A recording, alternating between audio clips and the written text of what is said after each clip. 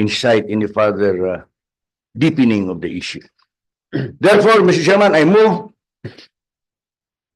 to be tackled in the other matters of decision a resolution of reassurance and affirmation of the City of Cagayan de Oro's commitment to peace, unity, love, and respect with all its residents of whatever religion, political belief, and status in life. We Cagayanons, Mindanaoans, we stand united in diversity. That's all, Mr. Chairman. Any reaction, please refrain from something adverse reactions. Anyway, this matter could be settled better in an appropriate forum. I regret that I will cut short any reaction to that sort.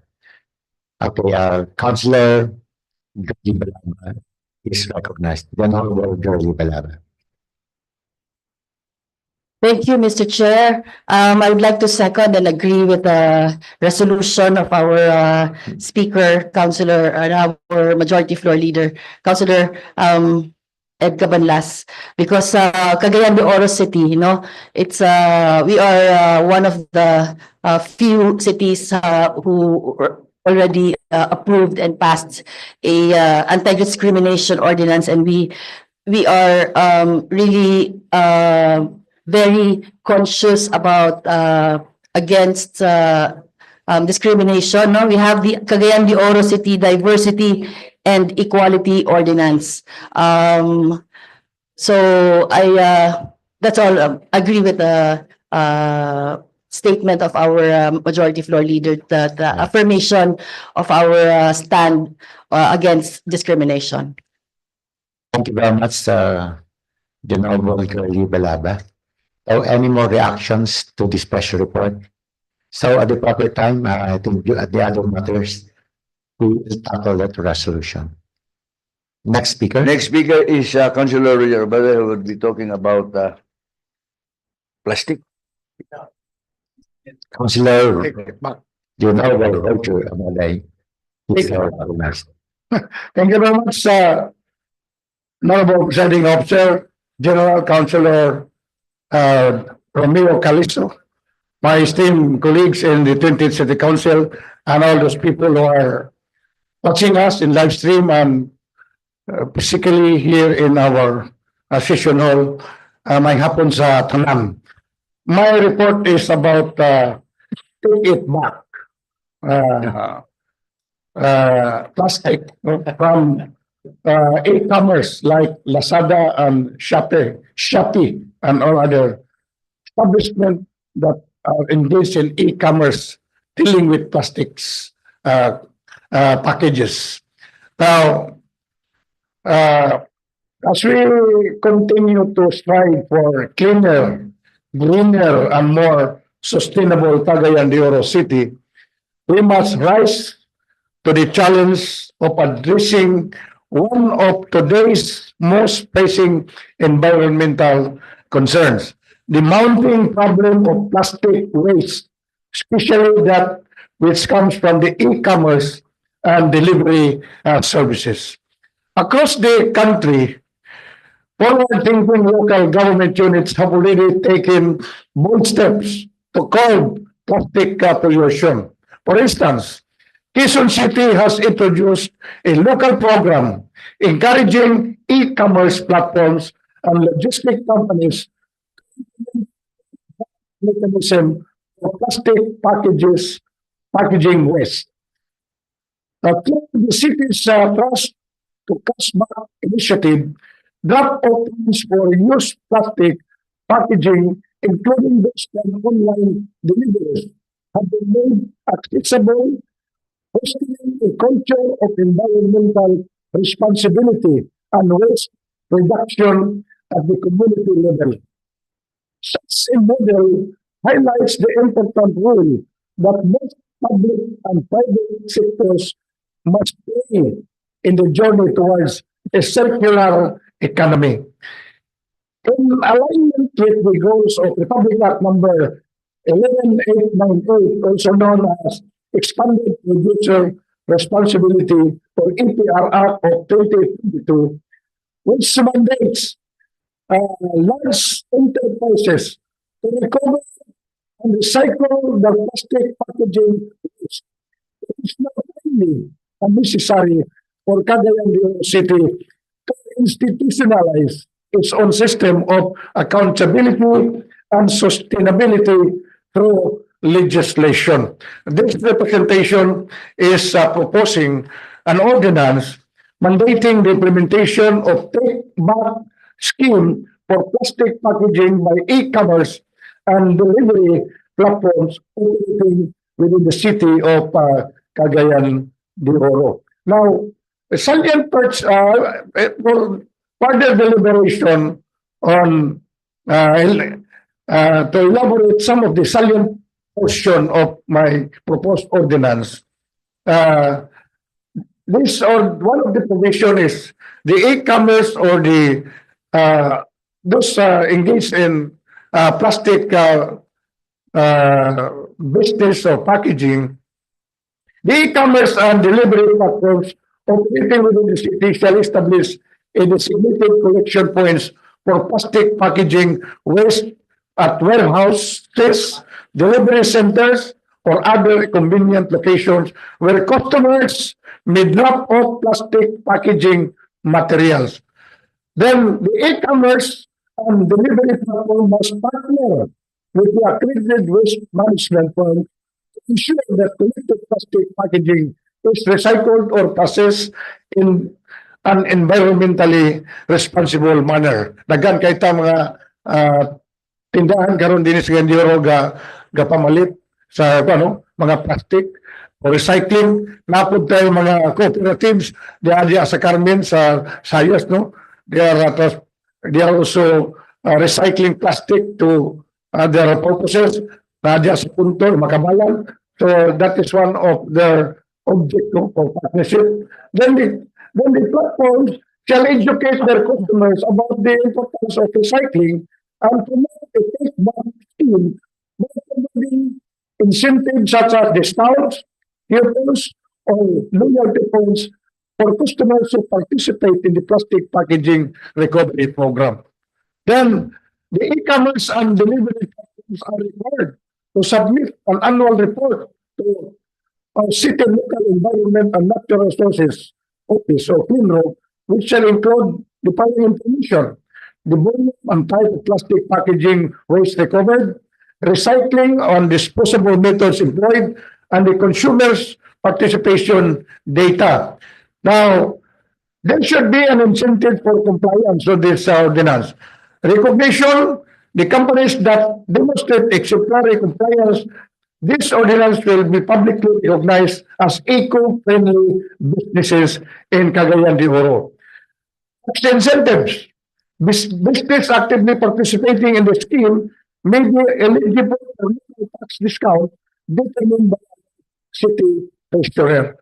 So, my dear colleagues, presiding officer, I am calendaring this proposed ordinance to my committee and related committees for deliberation before introduction this ordinance to the plenary for the first reading. Thank you very much. So this is to the appropriate committee. I went to with some other committees maybe for who has issues related to the same issue. Trade and commerce, okay, jointly. But yes, there's a reaction coming from the Honorable David Pasha. Hello, presiding officer. So I stand here, Mr. Chair, to give my 100% support on that proposed ordinance, Mr. Chair. Honest, kami ginagawa ng sitwasyon, halos kitang kami, Mr. Chair. And I observe also sa kanang mga basura nga atong makita labi na ginakalkal sa mga ginakalkal sa mga iho. Sa unang panahon, mga dayoter sa mga makita. Pero karon dili ka makita ang kanang I believe na gitan gyud ang grabe ang layo na kung sa mga online na to ng mga borders. And sa galing kita karon ato nang sa mga malls natin, natin mga eco bags na ginagamit. So, the way I look at it, misal kasi na pagdulong, tama ang iyang observasyon. Na I think kailangan natin na na-skilling ng Mr. Chair kay halos na lang yun. I think what happened when I plastic gani kung tanongin mo sometimes ang gamay na item mas dahil kaysa item mismo, Mr. Chair. And the more na nagkadagdan ng atong plastic dali. Also, as a chairman of climate change, Mr. Chair, that's why I manifest my support on this proposed ordinance.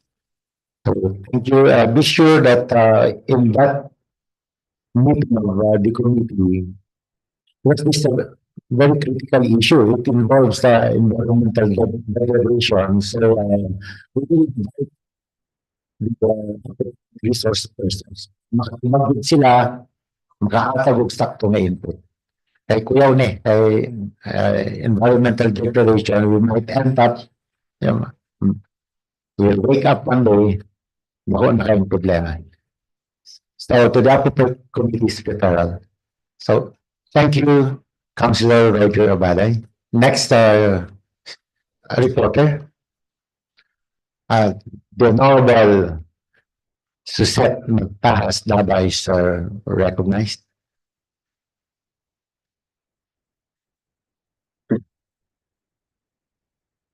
Thank you so much, Mr. Presiding Officer. Good afternoon to all my colleagues from the 20th City Council and all our guests.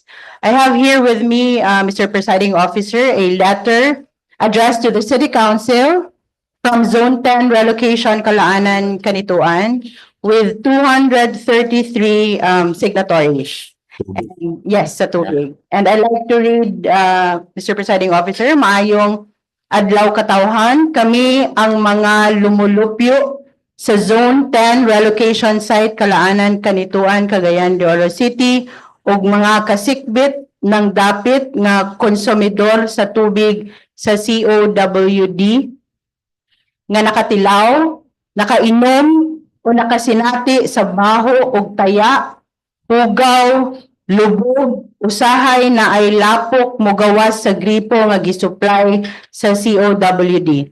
Nabalaka na kami pag-ayo kay kapin na kini sa bulan namo na sinatian hangtod karon wala pa natagai o kasulbaran. Nabalakan na kami kay kami nagatuo nga dili nagayod luwas ang among panlawas labi sa mga bata o mga senior citizen nga hinay na ang resistensya sa panglawas. Kami nang hinaot nga pinaagi aning among sulat mahatagan na unta og aksyon sa mga kadagkuan sa COWD aron sa pagpamatuod og palig-on niining sulat reklamo kami magapirma sa ubos sa among kagustuhan. So with this letter, Mr. Presiding Officer, I would like to refer it to your committee. No, there are 233 signatories in this letter, Yeah. Mr. Chair. So Thank you. thank you very much. This will go to the Committee on Public Utilities. In fact, kita problema murag sa kanang mga relocation areas. So I don't know, but okay, we'll just tackle this at the appropriate committee, Committee on Public Utilities. Thank you very much, Councilor Suset Magtahas Nava. We will now proceed with the business of the day. If there are no reporters, Mr. Chairman, so we proceed to our business of the day. we can proceed. Item number 1, proposed resolution number 2025-57, declaring as operative in its entirety, effective on the date fixed therein, ordinance number 1, series of 2025, Barangay Puerto de City, covering its annual budget for CY 2025 with an estimated income of 21,016,784 pesos. May I request Councilor Yan Lamlin to be recognized, Mr. Chairman? The Honorable Yan Lamlin is recognized. Mr. Chairman, approval na po sa tanan. Communication on the annual for the proposed resolution number 1057. Any second? Objection? None? It is approved. Move to approval second final reading. Any second? It is seconded. It is approved. Clerk, can we have this as omnibus motion? Item 2, 3, 4, 5, 5, 6, 6, 7, 8, 7, 8, 9, 9, 9. 9. Because these are all ordinances or resolutions coming from one barangay. 8 na, 8. 8. Is that it? Sige. Clerk, please. Items 2 to 8. Resolution number 2025 was 10.8.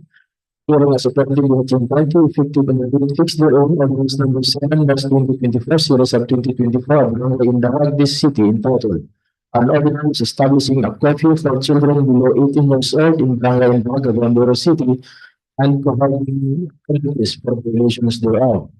Item 3 is proposed resolution number 2025-1059, declaring as operative in its entirety effective in the date fixed therein. Ordinance number 10-2024, series of 2024, and entitled ordinance prohibiting the attacks of animals to private streets, plazas, parks, providing penalties for violations thereof in Cagayan City. Item 4 is proposed resolution number 2025-1060. Declaring as operative in its entirety effective in the date fixed therein. Ordinance number 11-2022, series of 2024, and city entitled an ordinance prohibiting conduct in city. Item 5 is resolution number 2025-1061.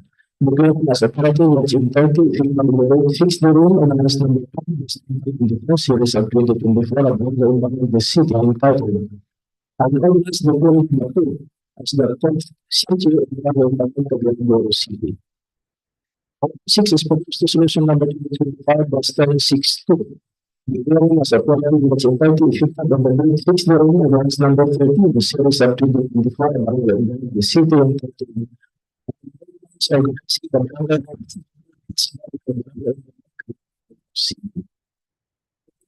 proposed resolution number 2025-1063.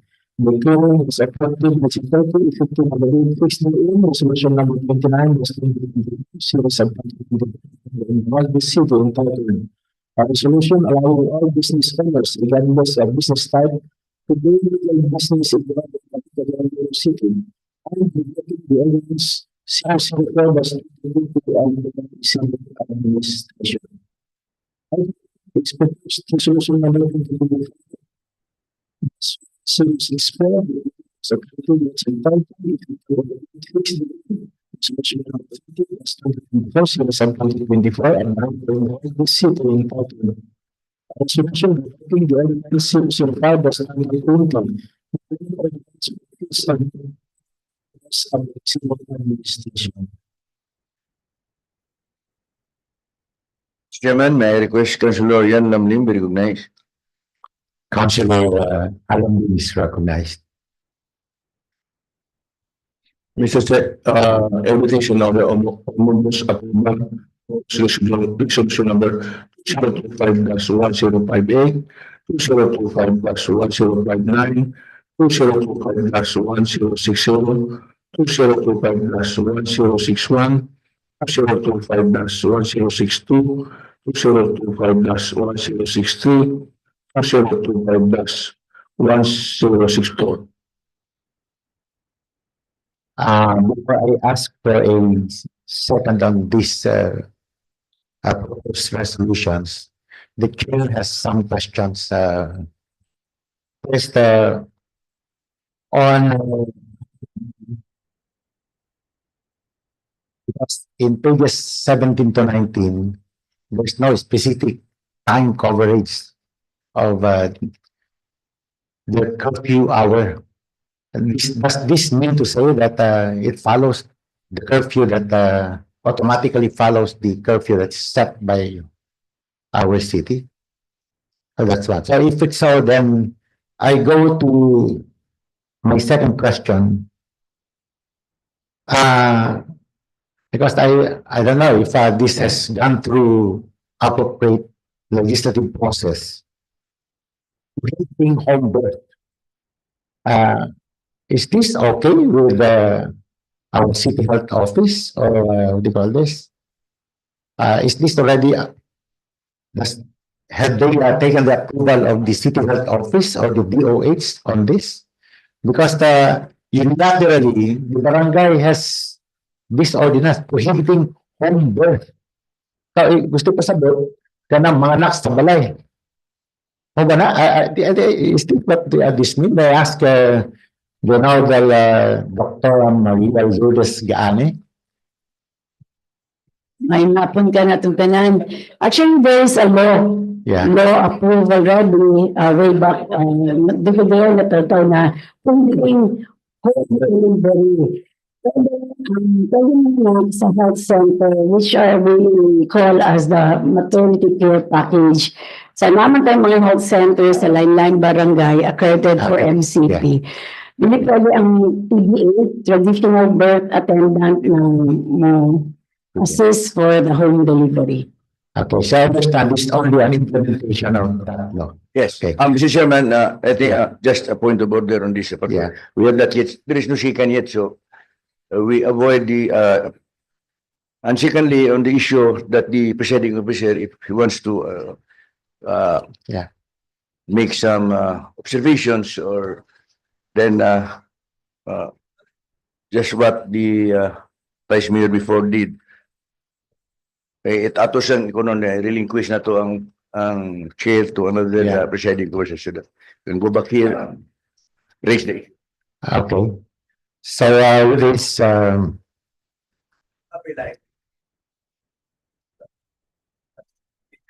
have no further questions, except, nana dito. Naman siya, Pan. Ana. Okay. Kaya ang ako manggod, basta kita, kasi kita, until 12 o'clock ba yan? So, alam mo ko yung conflict. So, as a matter of procedure, can I relinquish first my Yes, position here? Because I have some questions on some of the items. So, may I request the Honorable Ian Mark Nakaya to temporarily preside for me to be given the chance to ask a few questions on some of the items.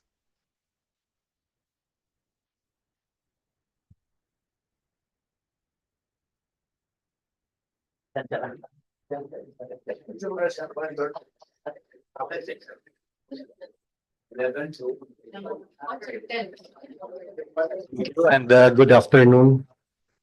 Our presiding officer, the tempora, is recognized. You may proceed. City Councilor General Romeo Calisa. Yeah, exactly on item 2, the one that they're seeking approval from the city council is from 11 o'clock to 5 o'clock. Now, this goes contrary to the curfew set by the city, which is up to 12 midnight. So, will this not create conflict? We will approve this ordinance of the barangay. That's a good question from the presiding officer pro tempore. So I suppose this has been taken up in the committee on barangay affairs, or I don't know what committee is this. Because if not, Mr. Presiding Officer, then I would suggest that this be referred first to the appropriate committee before it be approved by this council. Before we acknowledge the chair of the Barangay Affairs Committee, we would like to acknowledge Councilor Jose Pepe Abo Jr. to kindly take this stand. Thank you for the question. Thank you very much, Mr. Presiding Officer. That's a good point from the our presiding pro tempore. But I would just like to comment with respect to the recommendation of the presiding pro tempore that we will refer this to the Committee on Barangay Affairs. Perhaps what we can do, Mr. Chair, is that since the City Council cannot make amendments to the proposed ordinance of the said barangay, we refer this back to the barangay concerned with a recommendation to make amendments as to the time, the curfew period from 11 o'clock to 12 o'clock so that it would be in consonance to the ordinance of the city government. Okay. Councilor Alamlim, the same opinion? So I subscribe to the recommendation, Mr. Presiding Officer. The second one, Okay, continue. it's already given the due answer by the good honorable Councilor Dr. Malugaani. The third one is on item 5, Mr. Presiding Officer, declaring Bato as the 10th CQ of Barangay Indahag.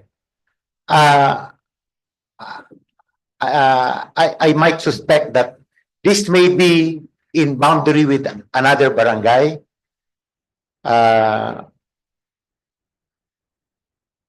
Was this already given due cognizance by the Committee on Arbitration?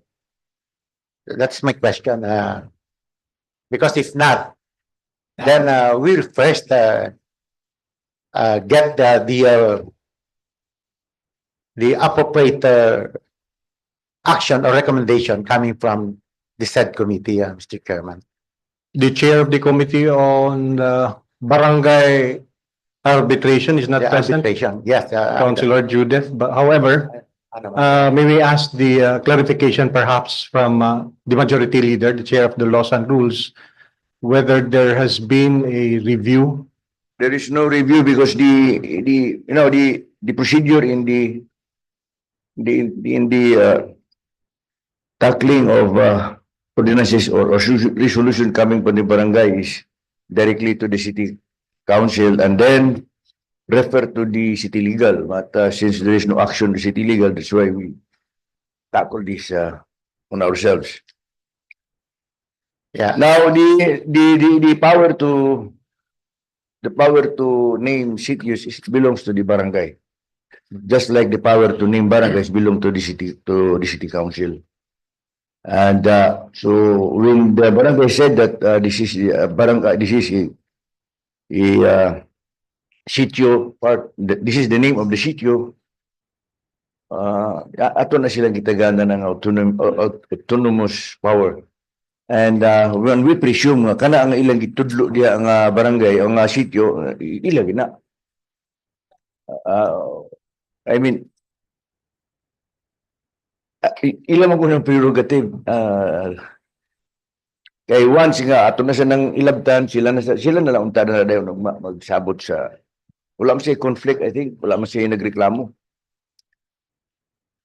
Because that's Councilor Romeo Calisa. yeah, that's actually my point kay Masigunya in the future, just like Barangay Patag, for example, there appears to be some erroneous delineations in the boundaries of Barangay Patag.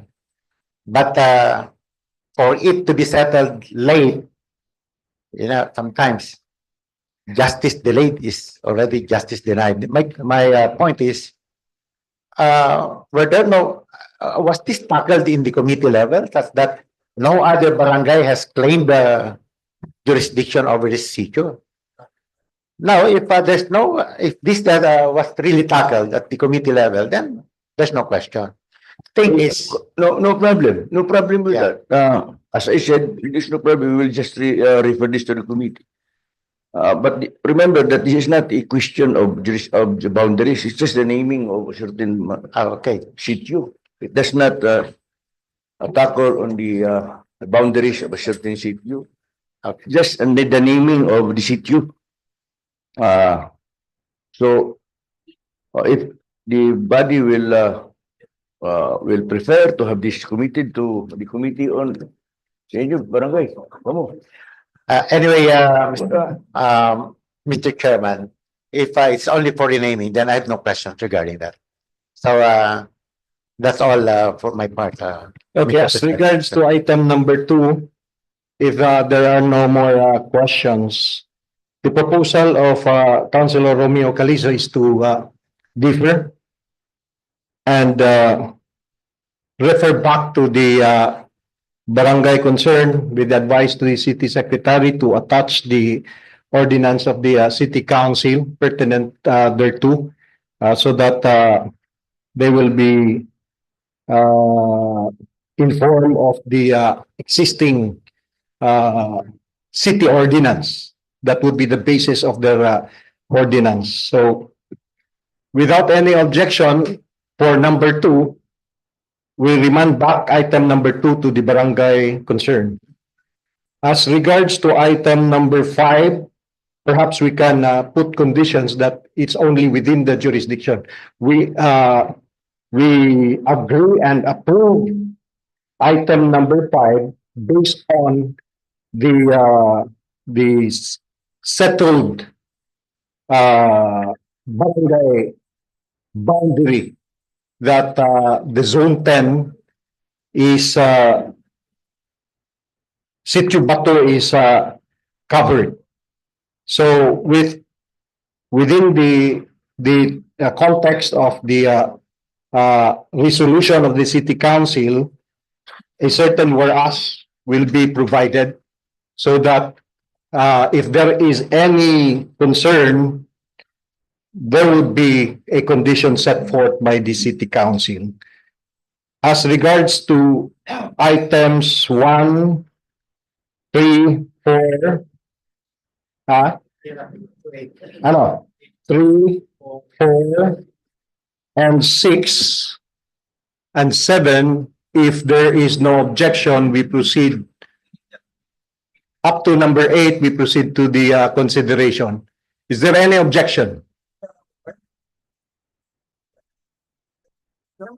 Number 5 with a whereas that only those within the authority and jurisdiction of the barangay that they can declare as part of the new zone 10. We don't change anything, but as a higher legislative body, we provide a certain rule based on the boundaries that we have approved, particularly by the previous council for the 80 barangays. Councilor Roger Abaday. I just made an immediate research, Mr. Chair, with regards to item number 5, the power to declare zone or sitios in the barangay. It rests to the barangay council. Correct. Through an ordinance that is under the local code. Thank you very much. Barangay ordinance. Correct. Yes, it was inducted through an ordinance by the barangay. So what we are just laying out for the information of the barangay and to all concerned, based on the observation of Councilor Romeo Calizo, that there are existing decisions of the city council as regards boundary unbounded to each and every barangay. So that would be the safeguard of the city council in future action if there is any. So if there is no objection, we yes. Councilor Evie Imano. Thank you, Mr. Chair. I would just like to manifest, and also before I do my manifestation, can I just get a clarification? Because in the previous session, this was already tackled. And it was, I think it's in the minutes, it was decided on a simple ordinances from the barangay will be directed for approval or for checking deliberation sa laws and rules. Ang more complicated ng ordinances sa barangay is ay adto sa city legal. Now, if that statement was made in the previous session, and then now we have this issue again, nga naay uban ordinansa nga dili day haom sa atong mga ordinansa sa syudad, can I just ask what would be the guidelines or unsa may basis sa laws and rules or sa barangay affairs, na idiretso nila sa city legal or idiretso baka nila sa laws and rules ang ordinansa sa barangay. Just for clarification, kay para parehas ani nga kani nga mga ordinansa gikan pa sa pila ka tuig. And then karon, as stated last session also, usually enacted na siya after 30 days of pag-receive. So mga 1 year na siya. So unsa may guidelines nato sa City Council apan pagdawat nato sa barangay ordinance, kung idiretso siya sa legal or idiretso siya sa laws and rules or idiretso ba siya sa barangay affairs ba siya nga committee i-tackle, just to make a clarification para for the future nga sa nga mga ordinansa po sa ubang barangay, Mr. Chair. For the information of the chair of the Committee on the Barangay Affairs, the previous City Council, when Councilor Evie Imano raised a concern as regards those barangay ordinances that reached the City Council for several months, years already, the City Council then last week directed the City Secretary to refer to the Committee on Barangay Affairs to review and establish guidelines as regards how to appreciate any and all proposals coming from the barangay so that there would be prompt action from the levels of the City Council. In other words, the committee may or may not proceed to refer to the legal office if the actions taken by the barangay concerned has an imprimatur based on the previous and regular and standard actions of the City Council, which to all of us, we are aware that these ordinances, such as simple ordinance that would not create a measure contrary to law, can be proceeded and forwarded to the Committee on Laws and Rules.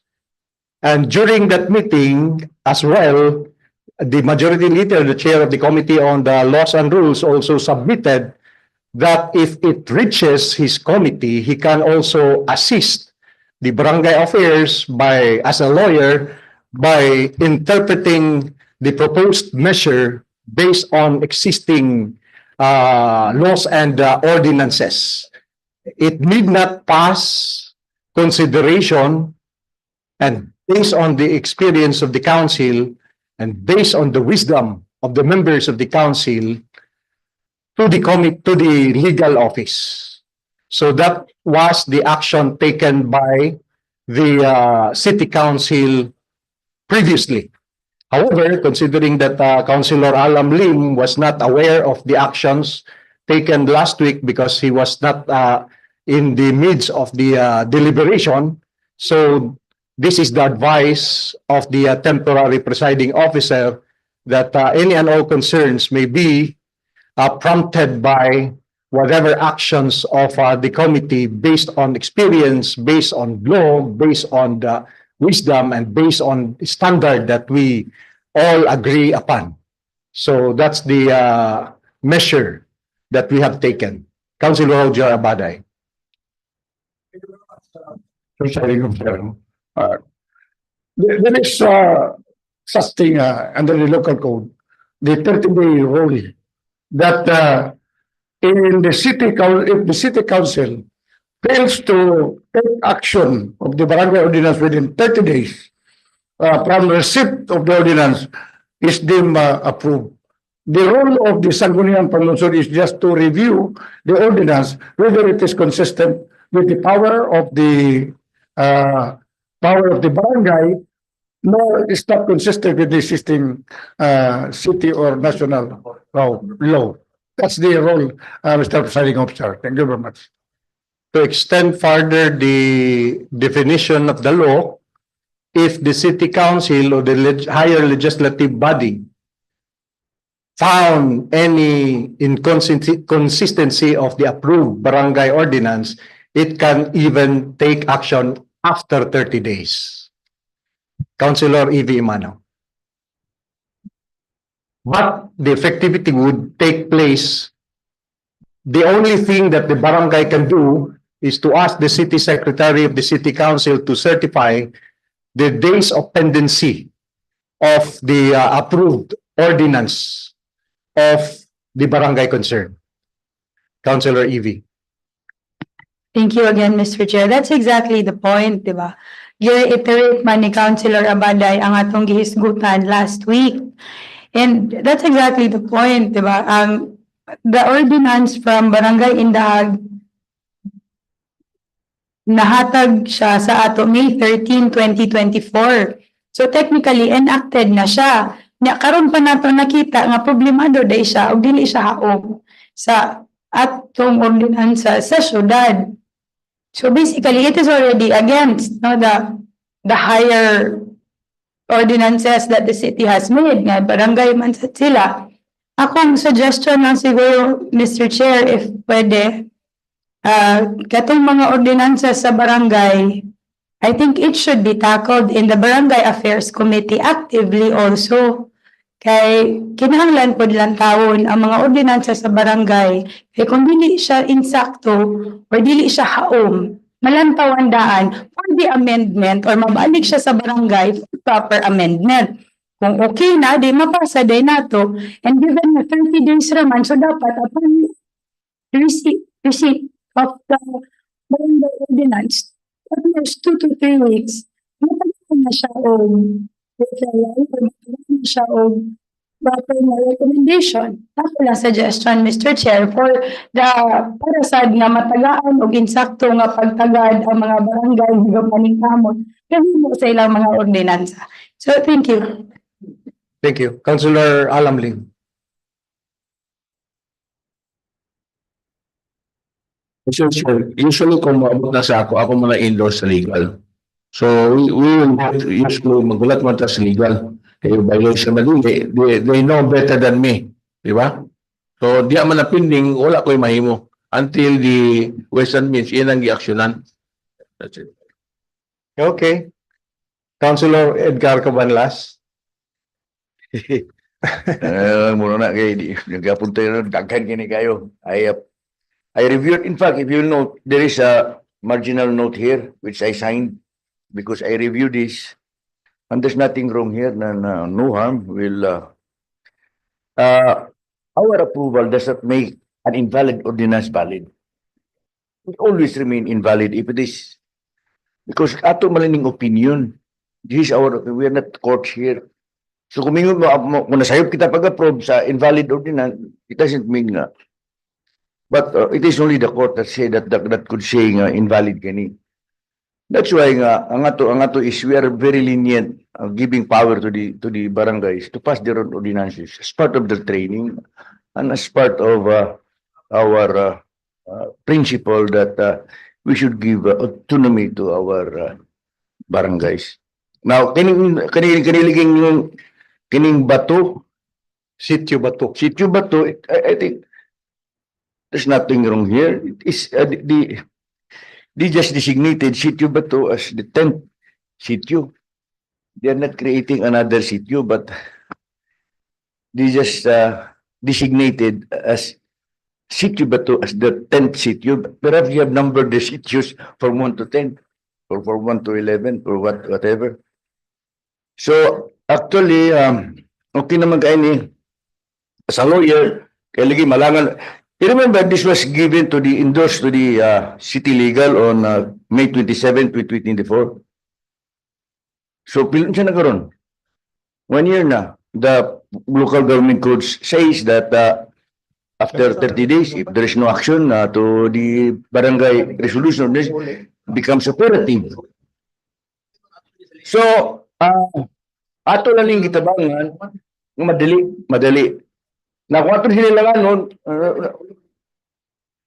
balik sila to the city legal, another 1 year. So, usama itong gusto. Let's act based on our experience and wisdom. After all, kung sayop ka ni, yan ay, atong gi-approve, di mo sa mga priso, anak, this is also an opinion. Ano pa? It is only the court that will say, So, we cannot also assume nga sayop kini. Pero nga to lagi, we are lenient to the barangays para nga matudluan po sila. So that is the dagan gani. I reviewed around 100 ordinances coming from the barangay.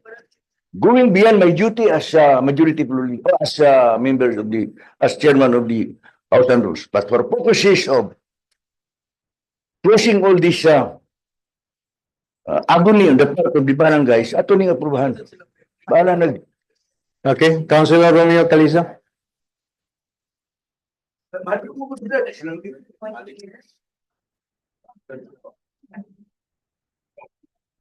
Thank you very much, Mr. Presiding Officer.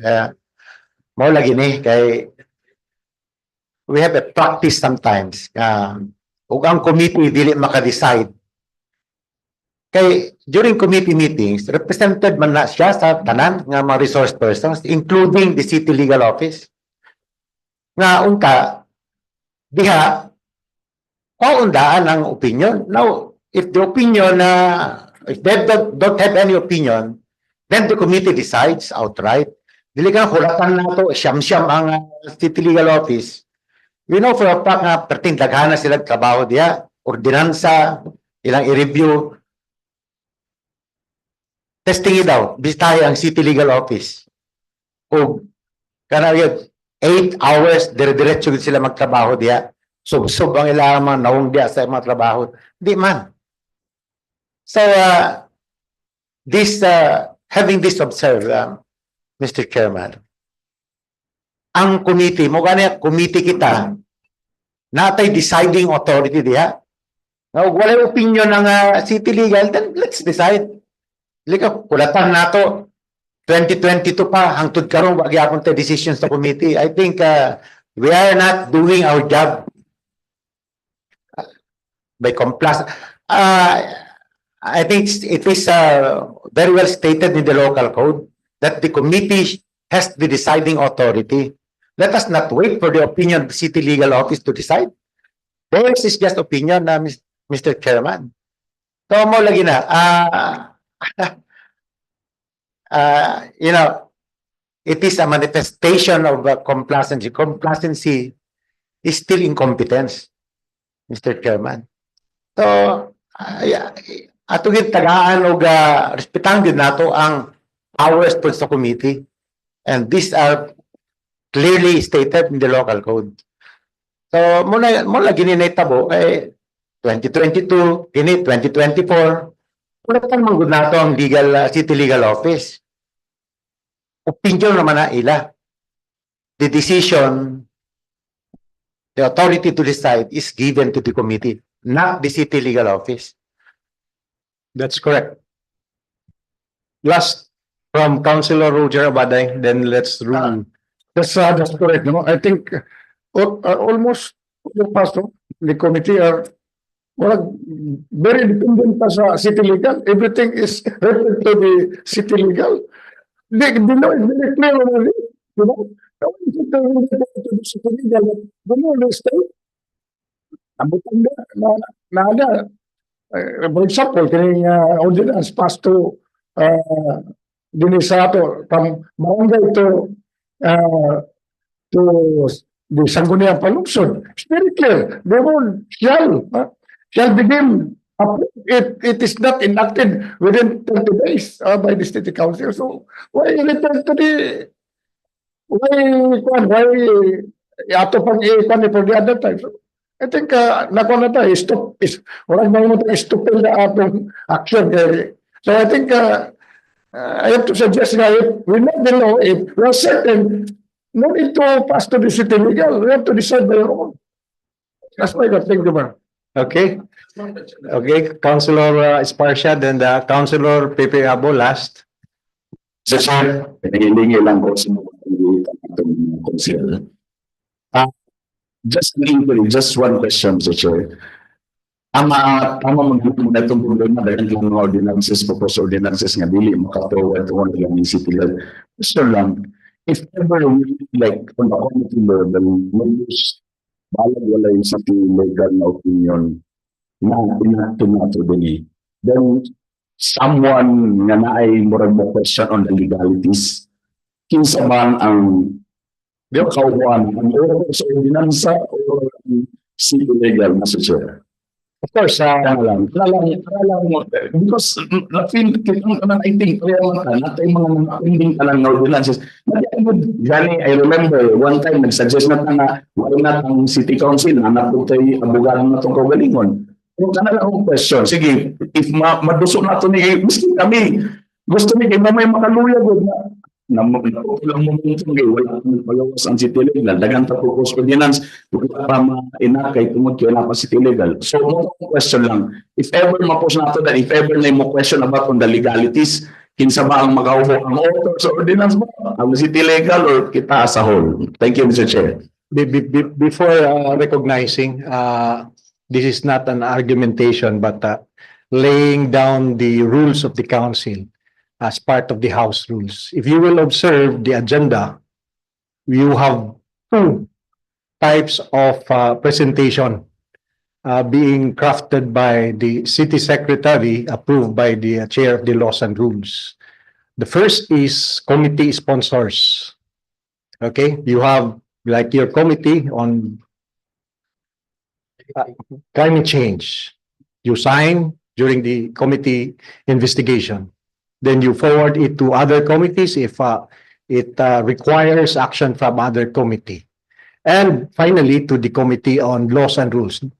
These are, as presented in the agenda, the committee sponsors. And for those who signed the proposal, they are movants, not proponents, but movants. Except, of course, for those who sign as authors. So, committee sponsors and the movants. So, in other words, if it reaches the city council during the plenary, all those who signed at the committee level and all committees who endorse the same will have to defend before the council. But they can also always change their position during the plenary. It's not but the regular standard is, of course, you have to defend. Some actions for those who sign maybe perhaps just to have it reach in the plenary. But as a rule, you have an obligation to defend. And therefore, as the chair of the Committee on Laws and Rules, his power is to review whether if the proposal is within the ambit of the law. If the chair and the members of the Laws and Rules will have to forward the same to the legal office for reason that it has to be checked with the laws, rules, and regulations of the country and in the local as well. So that's another thing. That's another action. So, Councilor Gurley. Yes, thank you, Mr. Chair. Ano lang ko kayo, nawala man siguro si Councilor Bernie Esparcia. Ang pasabot lang man good aning without the city legal opinion, katong mga barangay ordinances. Kasi the barangay ordinances, the barangay council or the barangay council, they go through the same process as we are doing. Sa barangay level lang nila. So they deliberate. Wala gyapon. So sa ato we need the city legal opinion kung if we sa ato ang level the city legal or city council, we need the city legal office na opinion. Pero ito kasi barangay mas nawala man gud siya nga abi niya wala na city legal opinion pag mag-craft ta og ordinances. Kini sa nanam gud sa barangay ordinance. Thank you. Councilor Jose Pepe Abud Jr. Thank you again, Mr. Presiding Officer. Just like to make a manifestation and comment with regard to 2 points. First, as to whether the city legal office opinion is necessary or not. The first thing that we have to refer first is the local government unit. There is no mention there that any ordinances passed before the plenary or the sanggunian requires the opinion of the city legal. Secondly, what governs us as a plenary or a August body is the internal rules of procedure. Our internal rules of procedure did not state that before an ordinance is passed, it requires the opinion of the city legal. Therefore, proposed ordinances before the committees may be pushed through and be forwarded to the Committee on Laws and Rules and perhaps be approved before the plenary, even without the opinion of the city legal. Now, as to who would be liable if it is passed, still it is the duty of the city legal office to defend the local government unit with regard to the said ordinance, enforcement of the said ordinance. Secondly, Mr. Presiding Officer, I have nothing against this ordinance as well, but what I think is that what we are doing now is just a mere formality, because listening to the comments and arguments of the members of the August body a while ago, that if this measure is passed before this plenary or this body and there is no action after 30 days, then it becomes by operation of law effective already. So buto lang naon, kini nga balhaon, ordinansa na nila sa barangay, effective na siya. What we are doing now is just mere formality na lang yapon. No. May I? Yes, sir. Yes, Mr. Chair. The clarification is in the IRR and even DILG circulars, it's not effective 100% if there is no certification from the city secretary Okay. of dependency, the days of pendency Okay. of the proposed measure. Okay. That is what I'm because I was just listening a while ago with the comments of the members. So still now we still need to pass this, and since this is a proposal from the barangay, then let it be approved as proposed by the barangay. Okay, so we have exhaustively discussed the matter, and again, we transcribe, the secretary is directed to transcribe the proceeding based on the questions raised by Councilor Romeo Calizo and the rejoinder of Councilor Evie Imano and the comments coming from the members be forwarded to the Committee on the Barangay Affairs and the Committee on the Laws and Rules for appropriate action as well as guidelines. As regards to item 3, 4, 5 with our colatilia as earlier proposed, 6, 7, and 8. If there is no objection, we proceed to voting. There is no objection. Therefore, these measures are all carried by unanimous consent of the members. May any? Okay. Microphone. There's a motion to dispense the second and final reading of the said items. Duly seconded without any objection. Motion is hereby carried. Before the majority leader proceeds, may I yield to the presiding officer pro tempore for his role as the regular presiding officer of this session. Thank you.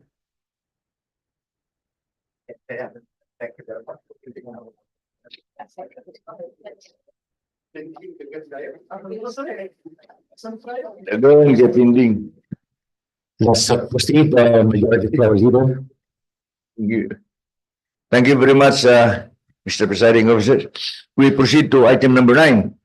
Proposed resolution number 2025-1065 declaring as operative in its entirety, effective on the date fixed therein, ordinance number 1, series of 2023. 2023 pa ni. Of Barangay Lumbe the City entitled an ordinance providing for the ecological solid waste management and of Barangay Lumbe, Cagayan de Oro City. May I request Councilor Roger Rabaday. Thank you very much, Presiding Officer. I move favorably that this resolution be approved. Second. Objection? None. It is approved. Move to approve on second final reading. Any second? Seconded, it is approved. Item 10, Mr. Chairman, proposed resolution number 2025. I think this is not a resolution, it's an ordinance. Resolution lang. Approving the organizational structure and staffing pattern of the city government of Cagayan de Oro for CY 2024.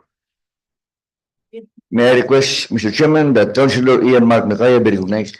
Councilor Mark Nakaya is recognized. I move for its approval, Mr. Chairman. Any second? Yes, there's a manifestation coming from the Honorable Joey Abu. Just a point of clarification, Mr. Chair. The proposed resolution is for calendar year 2024, but when I look at the endorsement, in fact, the letter was dated this year already, March. Is it really for 2024 or 2025? Probably it is a typographical error. Mr. Secretary, can you provide the majority floor leader the answer? Okay. So 2024, because there is a civil service injunction that we have to pass this ordinance. So it's 2024. Any second again? Any objection? None. It is hereby approved. On second final reading, Second, item 11, Mr. Chairman. Oh, any second? Second vote, it's approved. item 11, Mr. Chairman, proposed resolution number 2025-1065, interposing no objection and favorably endorsing to the Department of Education the establishment of the Cagayan de Oro National High School, Senior High School as separate and distinct public senior high school. May I request Councilor Joseph Taas Daba? The vote of Sister Magtaas Daba is recognized.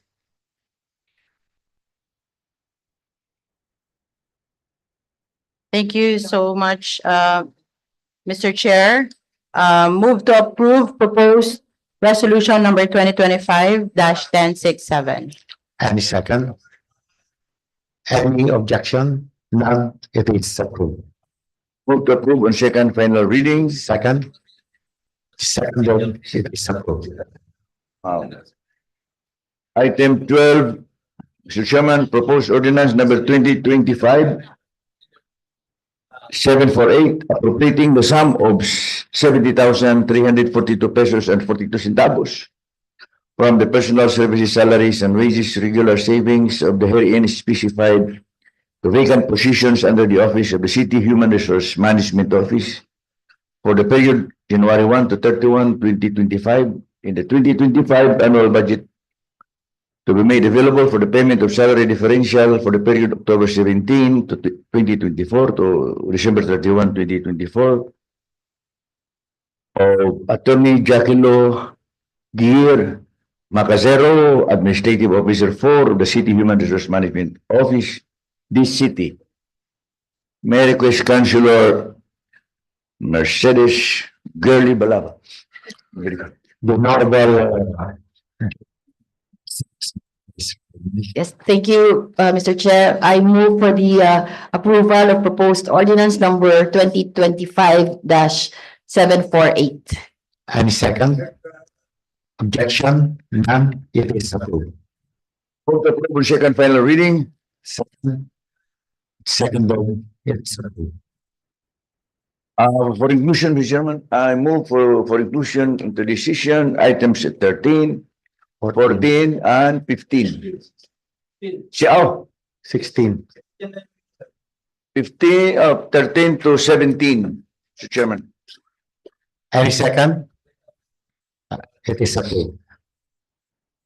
Item 13, proposed ordinance number 2025-749, authorizing the Honorable City Mayor Rolando A. Uy, representing the city government Cagayan de Oro, to enter into and sign the memorandum of agreement with the Commission on Population and Development Region 10, represented by its regional director, Neil Aldrin Omega, covering the parties' partnership in the implementation and effective and efficient programs and services relating to the population development of the city under the terms and conditions stipulated therein. Move for its approval, Mr. Chairman. Any second? Objection? None? Disapproved. Move to approve on second final reading. Second? Seconded, it is approved.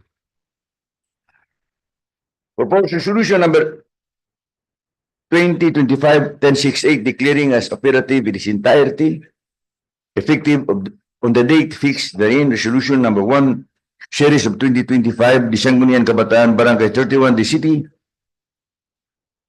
covering its annual budget for CY 2025 with an estimated income of 814,313 pesos. May I request Councilor Kenneth D. Sakala Berwina. Honorable Kenneth Sakara is recognized. Thank you, Mr. Chair, and move for the approval of the proposed resolution number 2025-1068. Thank you. Any second? Objection? None? It is approved. Move to approve second final reading. Any second? It is seconded, it is approved. Item 15, proposed ordinance number 2025-750, authorizing the Honorable City Mayor Rolando A. Uy, representing the city government of Cagayan de Oro, donor, to enter into and sign the deed of donation with 40th Infantry Division, Philippine Army, DONI, represented by its Commander Brigadier General Michelle Anayron Jr., in addition to the donation of a white Toyota Hilux pickup truck with plate number SKB 1545 to support the operations and enhance the capability of the Task Force Oro under the terms and conditions stipulated therein. Considering that Councilor G, consider that Councilor G has many friends in the army, move to Councilor G be recognized. The Honorable General Pascual is recognized. Good afternoon, Mr. Chair. Move to approve proposed ordinance number 2025-750. Any second? Objection? None? It is approved. Second final reading. Any second? It is seconded, it is approved. Item 16, proposed resolution, which I think the members do not like. 2025-1069, suspending the next regular session on April 14, 2025, in deference to the observance of the Lenten season without prejudice to the holding of a special session as provided for in internal rules and procedure of this body. Moved by all members present. Any second? Yeah. Second by all members present. None? It is. Oh. There's a manifestation coming from the Noble Regular Body. Is that an objection? Wala isa.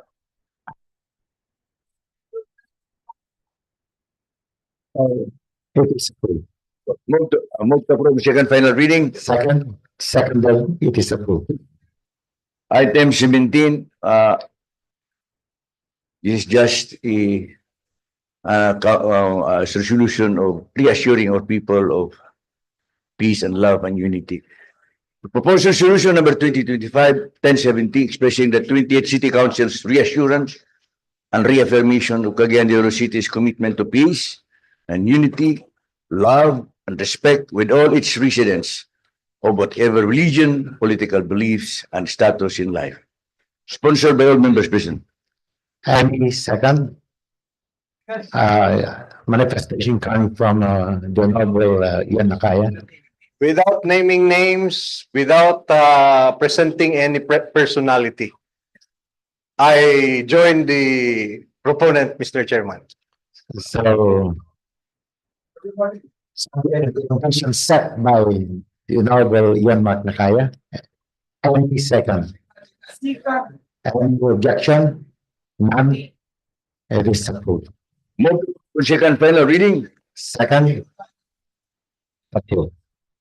There being no other matters to take up, Mr. Chairman, I move for the adjournment. Before the adjournment, I just want to remind members of the City Council celebration of Araw ng Kagitingan will be on Wednesday.